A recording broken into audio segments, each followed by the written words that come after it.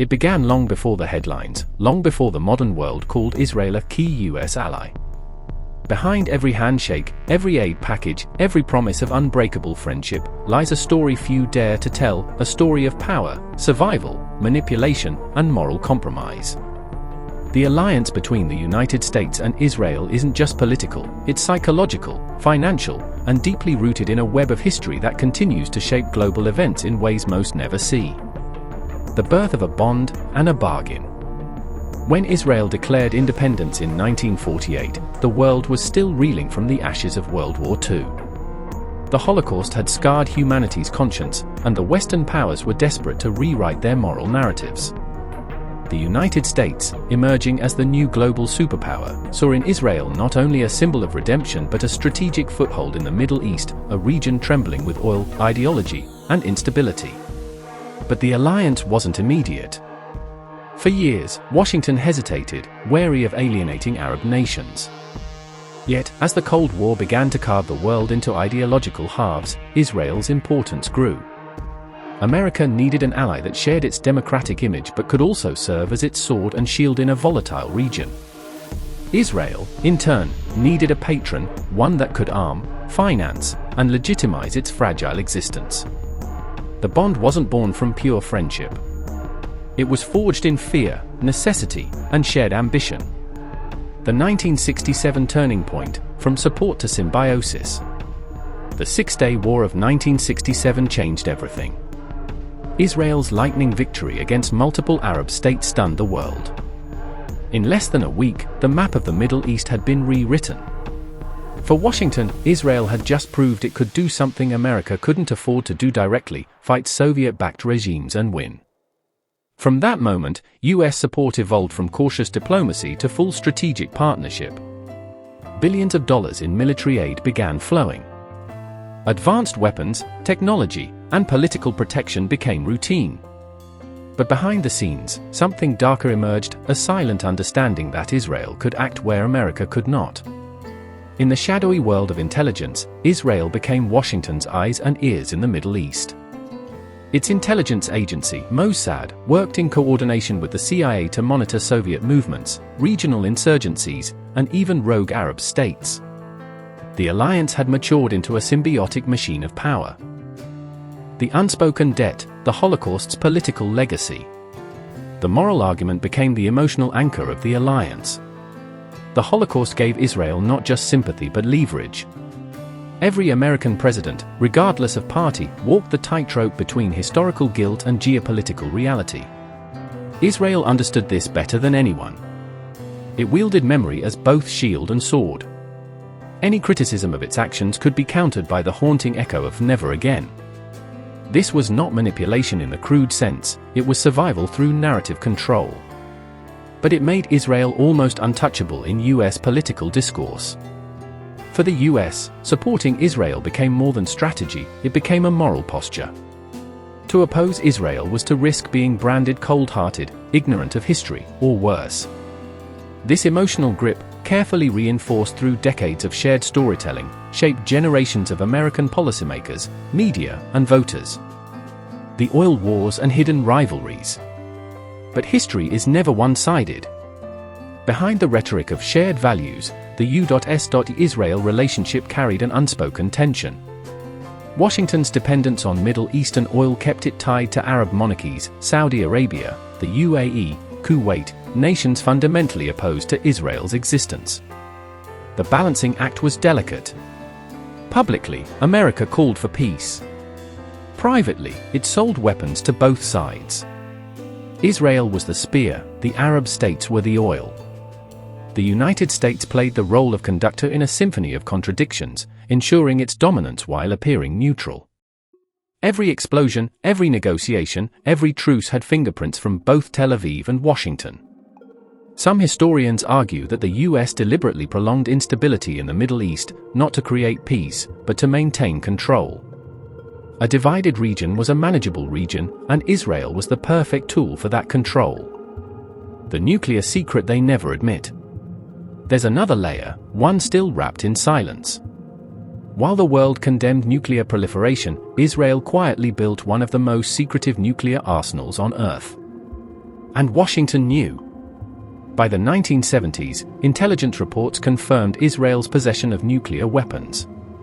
Yet, the US government turned a blind eye, maintaining an official policy of strategic ambiguity. The irony was striking. America, the self-proclaimed guardian against nuclear threats, was complicit in one of the most unspoken arms buildups of the century. Why?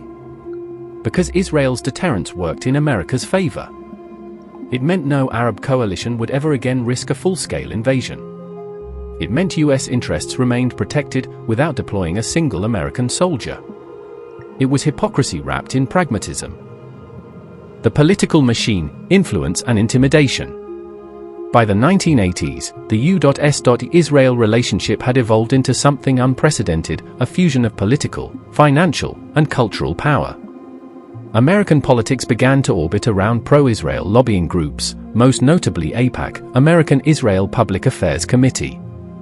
Their influence was, and remains, enormous. Presidents and senators learned quickly that criticizing Israel could end political careers. Campaigns were funded or dismantled based on loyalty to the alliance. Media narratives often mirrored Israeli talking points, creating a moral binary: Israel equals democracy, everyone else equals danger. Critics weren't anti-Semitic, they were silenced as if they were. The line between criticism and hatred was blurred intentionally, ensuring that political support remained unwavering. In Washington, Israel wasn't just an ally, it was an institution.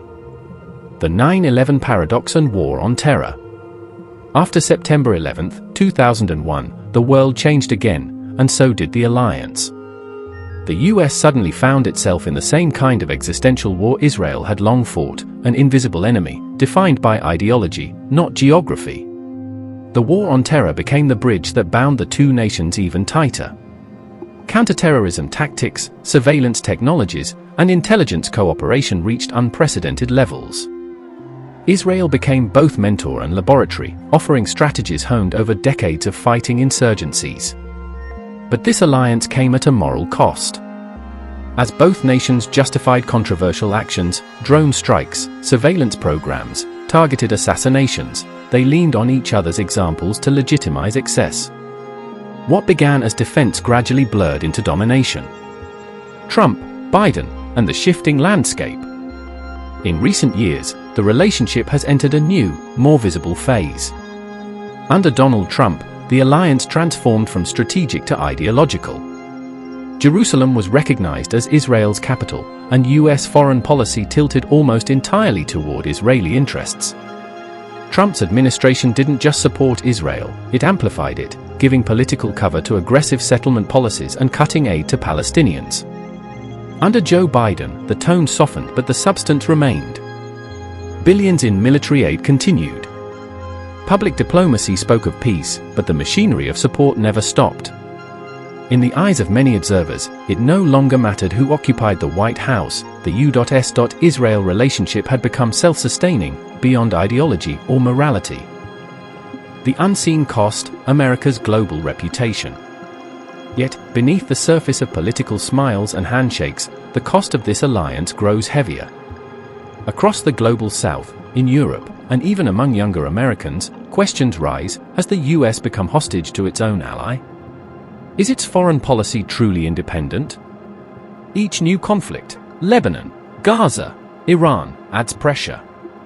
America's blind support erodes its image as a neutral force for peace. Its credibility in the Muslim world has crumbled. And yet, Washington persists, locked in a cycle it cannot escape without admitting decades of contradiction. The future, an alliance at a crossroads.